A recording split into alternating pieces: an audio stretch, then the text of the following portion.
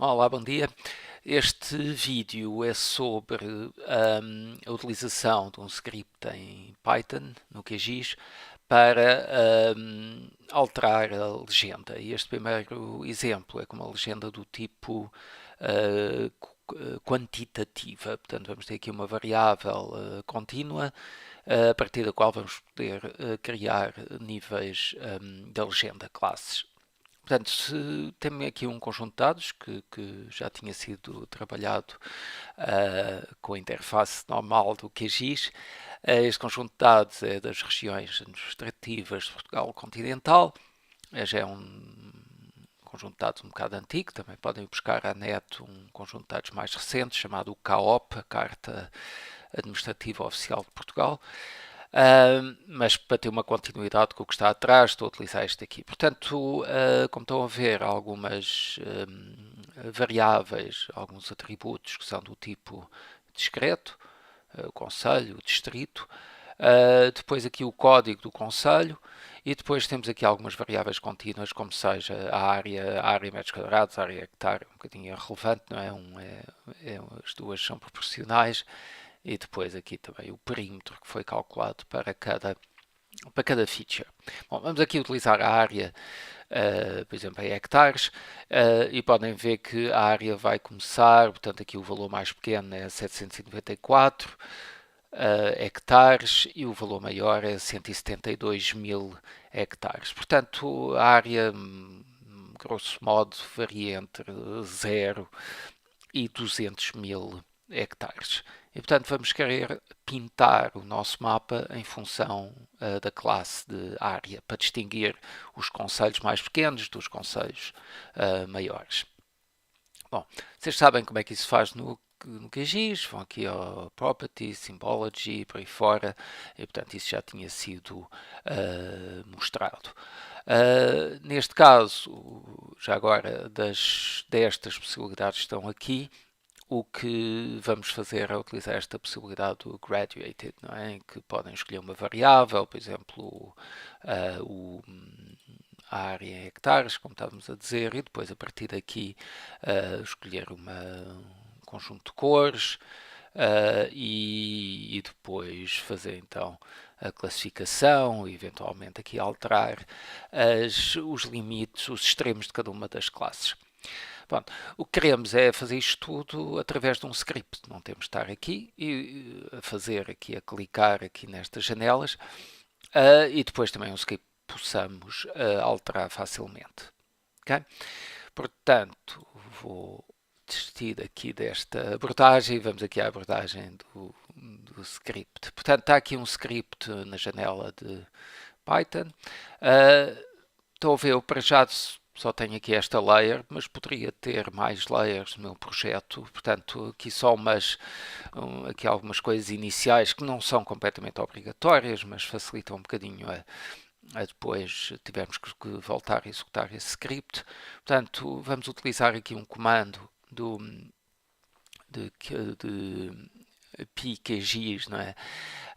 Aqui do package para o QGIS do Python, e este projeto devolve aqui uma variável que aponta para o nosso projeto. Tá bem? Eu vou chamar aqui my project, eu vou aqui chamar assim my qualquer coisa para indicar que é uma variável que eu criei e que depois vou utilizar.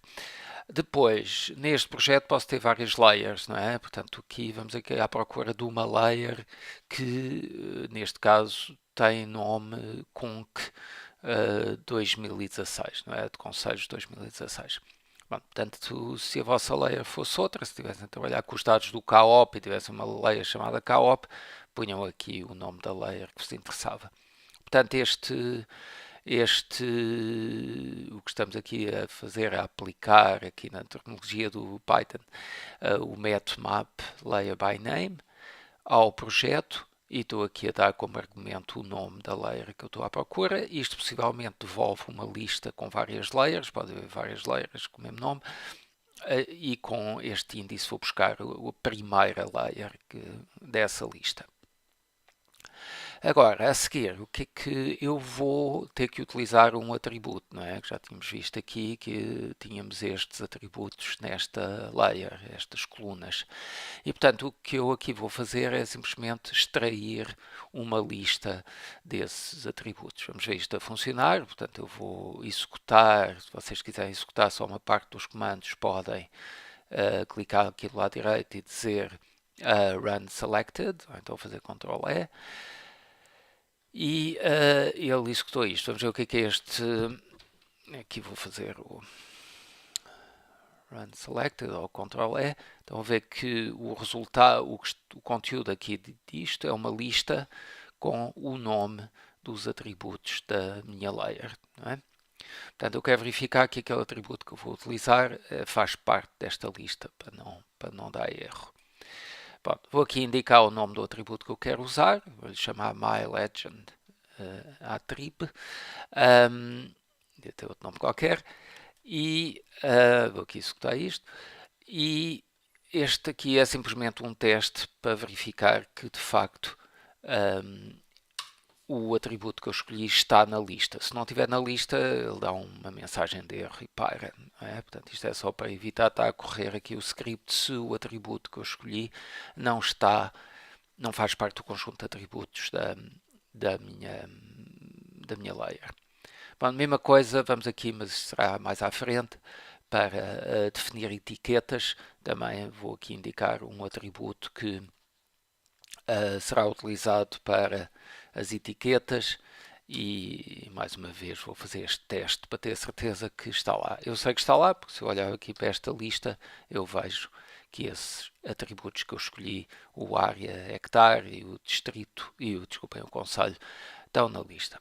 Ok, então aqui a primeira parte, como é que se faz uma legenda, de facto aqui está mal, é uma legenda quantitativa. Que eu estou a utilizar uma variável quantitativa. Reparem, a variável que eu escolhi é esta aqui. Eu dei-lhe este nome, não é? Só para não ter que depois estar sempre a escrever aqui. Portanto, vou fixar aqui ao princípio qual é a variável, que é esta da área. E reparem, eu agora vou definir as classes, cada uma das classes que eu quero que esteja na legenda. Eu estou a fazer isto da maneira mais direta possível. Vamos ver depois que é possível fazer um código mais curto e mais fácil de ler, etc. Mas aqui vamos a fazer caso a caso. Portanto, vou considerar uma primeira classe e essa primeira classe corresponderá aos valores da variável que eu vou utilizar para construir as classes, que é área hectare, e vou dizer que vai ter valores de 0 até 10.000. Portanto, estas variáveis vão guardar o valor mínimo, o valor máximo da classe. Isto são variáveis que eu defini, podiam ter outro nome.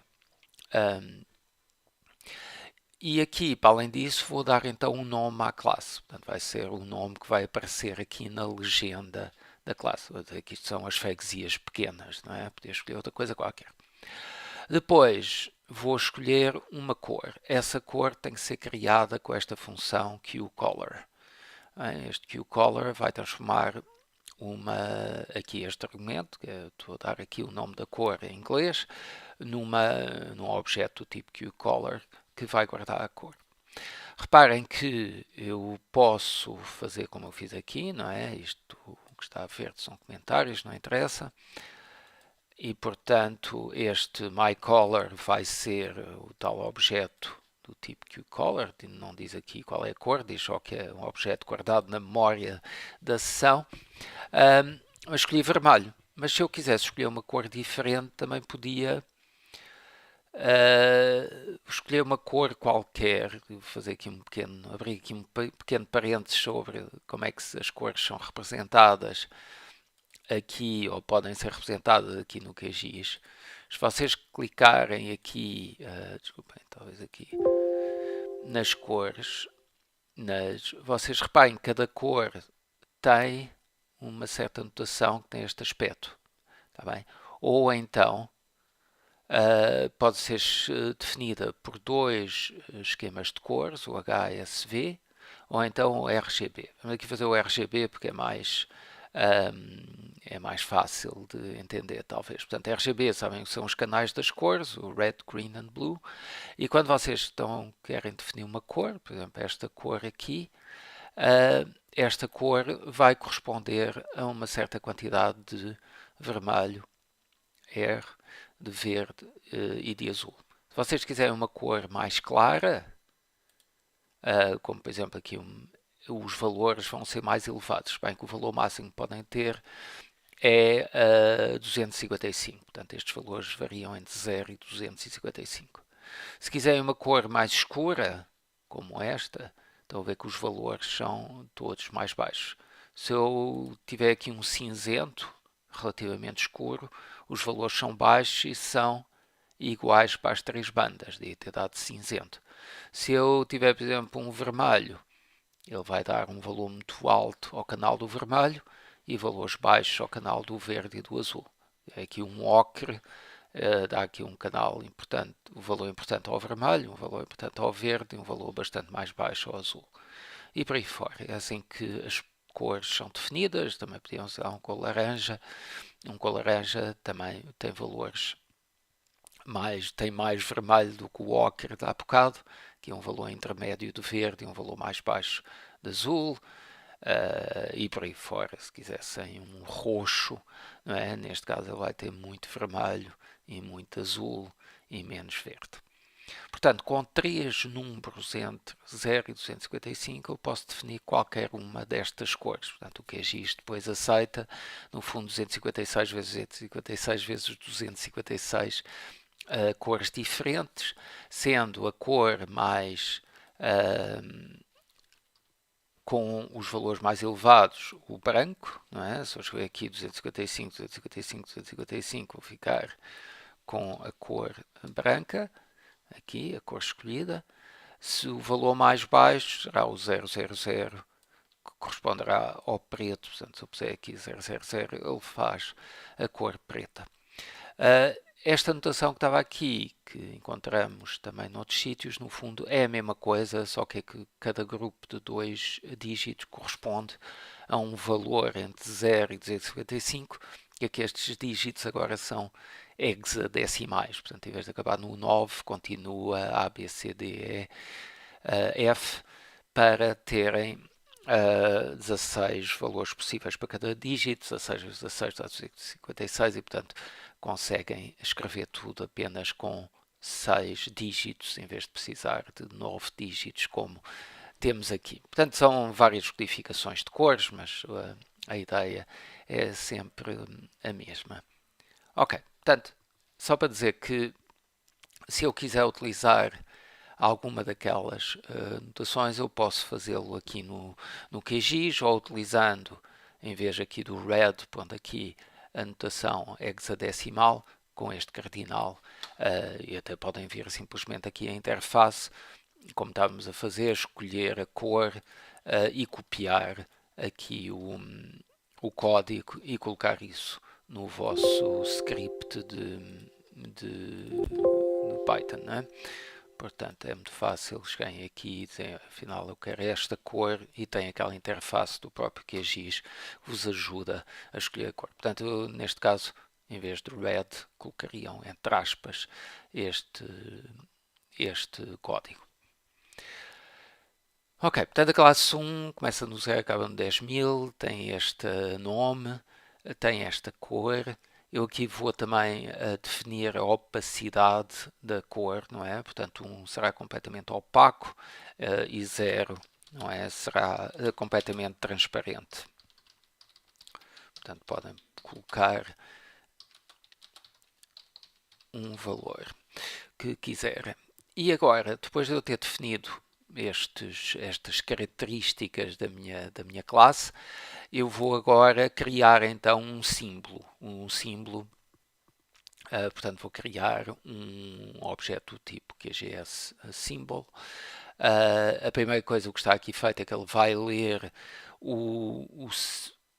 vai copiar no fundo o símbolo que temos aqui na nossa layer, que se chama myLayer, e depois vamos então alterá-lo. É muito comum fazer isto, não é? Portanto, vamos ler o símbolo, guardar o símbolo exatamente como ele está e depois vamos alterá-lo. Alterá-lo com estes métodos em que eu vou fazer o set color do meu símbolo, mas agora vou-lhe atribuir esta cor que eu escolhi. Vou fazer o set opacity e vou-lhe atribuir a opacidade que eu escolhi e poder-se fazer para mais características. Finalmente vou criar aqui um objeto do tipo QGS Renderer Range, que no fundo vai guardar o valor mínimo da classe, o valor máximo da classe, o símbolo que eu entretanto copiei e alterei e o label que eu escolhi. Portanto, vou ver que nesta informação está a dizer onde é que a classe começa, onde é que a classe acaba, qual é que é o label e etiqueta associada à classe e qual é que é o símbolo do mapa para essa classe. E agora vou fazer isso para as restantes. Reparem, quando eu chegar à classe 2, o mínimo da classe 2 vai ser o máximo que eu tinha anteriormente. Então não tenho que escrever aqui duas vezes 10.000 e para não haver enganos, coloquei aqui que o meu agora o novo mínimo, vai ser igual ao antigo máximo.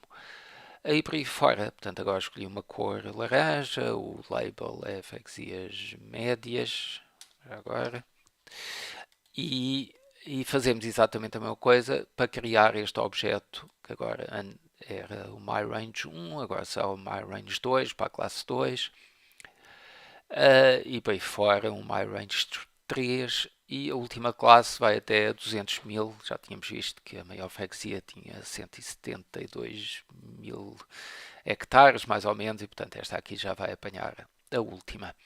Reparem, esta aqui eu ainda acrescentei aqui qualquer coisa, é só para vos mostrar que para além do set color, set opacity, também poderia encontrar outros, podia alterar outras características do símbolo. Portanto, o que é que estamos aqui a fazer? Isto aqui está comentado, mas vamos aqui ver o que é este mySymbol. MySymbol, como eu vos tinha dito, vou aqui executar, não é mais do que o símbolo da layer que nós temos aqui, que não foi alterada. E agora eu posso usar este dir mySymbol desta maneira para ver quais são as propriedades que eu posso alterar. Portanto, há aqui muitas propriedades daquele símbolo que podem ser alteradas. Uma delas é este set stroke to width, ou seja, é a linha que faz o contorno para cada feature, não é? Para cada polígono, e portanto eu estou a alterar esse set stroke width e se vocês verem para a omissão é 0.26 e estou a fazê-lo um bocadinho mais, uma largura do traço maior, para 0.5. Tá bem? Portanto, eu aqui, para além do que tinha feito, acrescentei essa opção aqui da largura do contorno do símbolo. Pronto, depois de eu ter o myRange 1, myRange 2, 3 e 4, vou agora criar uma lista com esses ranges, que está aqui, e finalmente vou então criar um objeto, que este aqui é o objetivo, é criar um objeto do tipo QGS Graduated Symbol Renderer. Reparem que aqui diz Graduated Symbol, portanto é o tipo de legenda que estamos a utilizar, do tipo graduado. E aqui, o que é que ele vai receber como argumentos? Vai receber o atributo que eu vou utilizar para a minha legenda, que já tínhamos visto, que era o area hectare, e o myRangeList, que é esta lista de classes, se quiserem, que foi definida aqui atrás. Portanto, isto é o que ele precisa para construir aqui este objeto chamado renderer. Finalmente, vamos aplicar esse renderer à nossa layer. Isso é feito aqui. Vou dizer myLayer set renderer e o argumento vai ser o que veio aqui de cima.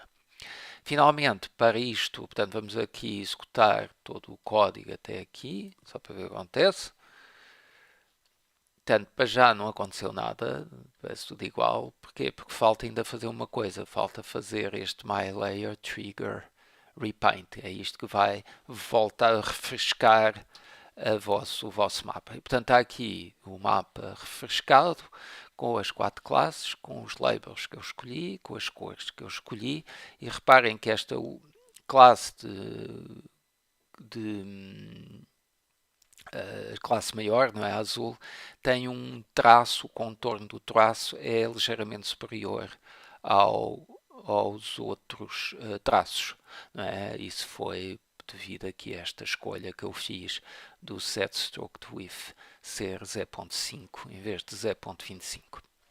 Tá bem? Se vocês verem aqui a legenda no Symbology, veem que de facto corresponde àquilo que definimos no programa.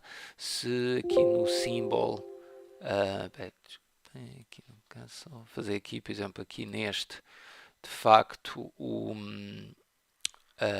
aqui no simple fill, estão a ver que o stroked width foi 0.5, como nós tínhamos definido, e portanto aparece aqui exatamente as opções que tínhamos definido.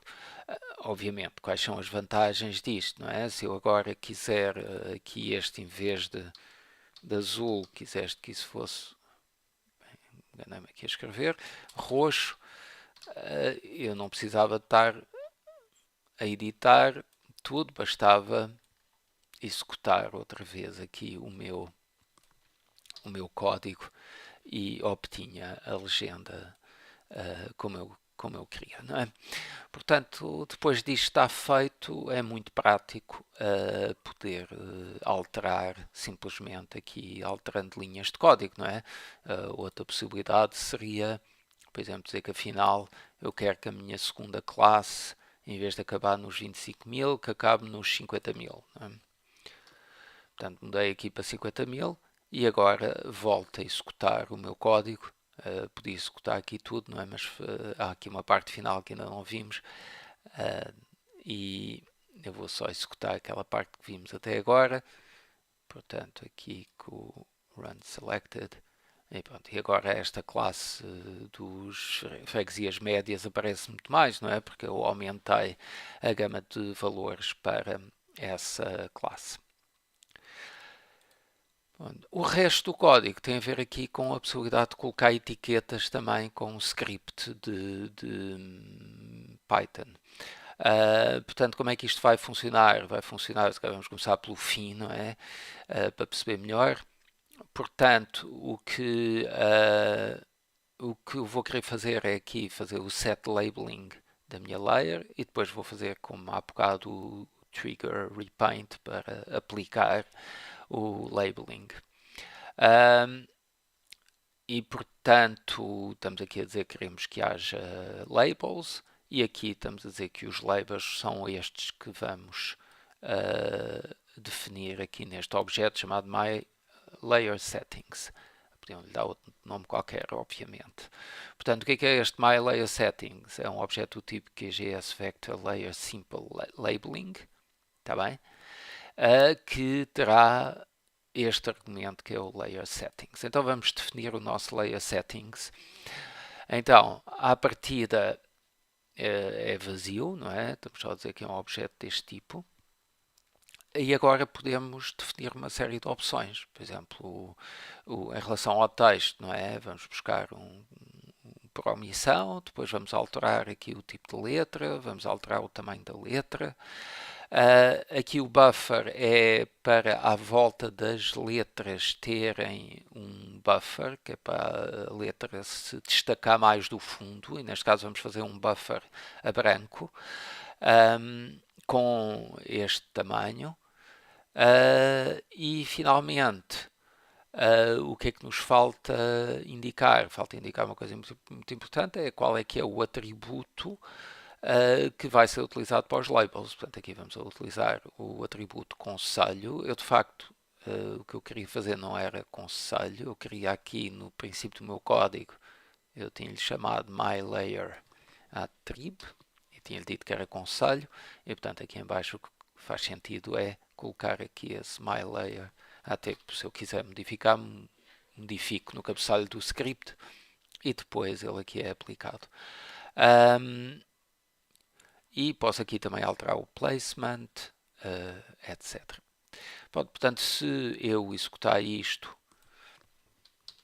vou criar então este objeto, que é um objeto do tipo QGS Vector Layer Simple Labeling, e agora vou aplicar esse labeling à minha layer e vai aqui aparecer. Portanto, aqui que nós, o tamanho é 12, portanto esse tamanho mantém-se, não é? O zoom da imagem é que pode alterar. Este é o tal buffer que eu criei à volta de cada, aqui com o QGS Text Buffer Settings, que escolhi 0.5 e escolhi uma cor de buffer branca, não é? Para dar aqui esta cor que pode tornar mais fácil a leitura da etiqueta, mas não obrigatório. E este placement 1 faz com que ele seja sempre direito. Se eu, por exemplo, agora vou executar tudo, não é? Se eu, por exemplo, 2, a localização seria diferente. Não é? Por acaso não se podem depois ver quais são as possibilidades e no fundo são as possibilidades que vocês têm no labeling aqui, quando vão aqui a labels e tem aqui relativamente onde é que está placement, vocês têm várias possibilidades que correspondem aqui a estas que estão aqui nesta lista, não é? Mas aqui são codificadas com 0, 1, 2, 3, por aí fora.